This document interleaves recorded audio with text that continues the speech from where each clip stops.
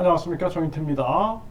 돈 없어 낙태 못한 20대 부부 출산 직후 아기를 한국 사회 어쩌나. 네, 참 가슴 아픈 일이 아닐 수가 없습니다.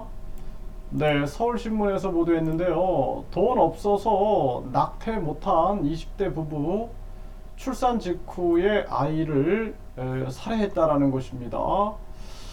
참 가슴 아픈 일이 아닐 수가 없어요. 네, 그래서 낙태를 마음 먹고 산부인과를 찾았으나 비용이 많이 들어서 하지 못했다. 네, 그래서 아이를 고향 선산에 묻어주고 장례를 치를 예정이었다. 이렇게 얘기를 하고 있습니다.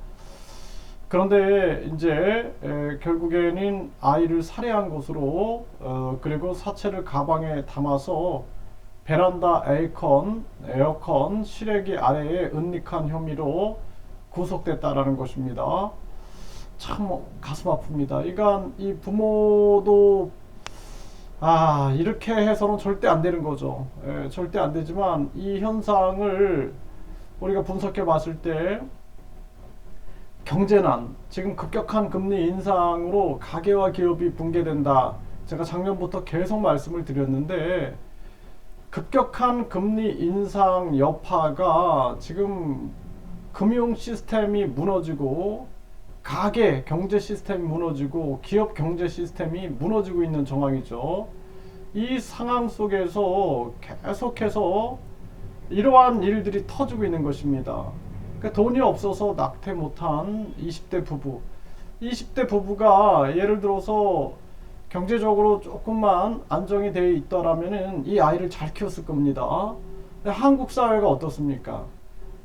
저출산이 얼마나 심합니까? 이게 나라 멸망급인데요. 그럼에도 불구하고 정치꾼들이 정당 보조금, 선거 보조금, 선거 보전금을 폐지하고 특할비 그리고 자신들의 고액의 연봉 이런 것들을 다 개혁을 해야 되는데 그런 생각들이 전혀 없는 거죠. 그 속에서 많은 국민들이 고통을 겪고 있는 거예요. 정치인이라면 적어도 나라의 미래를 생각하고 나라를 위하여 희생을 해야 되는데 그런 생각이 전혀 없는 거죠. 그러니까 대한민국은 저출산, 지금 가계부채, 서민경제 붕괴로 완전히 무너지고 있는 상황인데도 정치꾼들은 자기 배만 채우는데 여념이 없는 것입니다. 그래서 이제 한국이 출산율이 이렇게 떨어지게 되고 외국인들을 계속 유입시킨다 그러는데 과거에 강대국들이 식민지국을 차지하게 되면은 이 식민지국에서 이 여러 민족들을 거기에 유입을 시킵니다.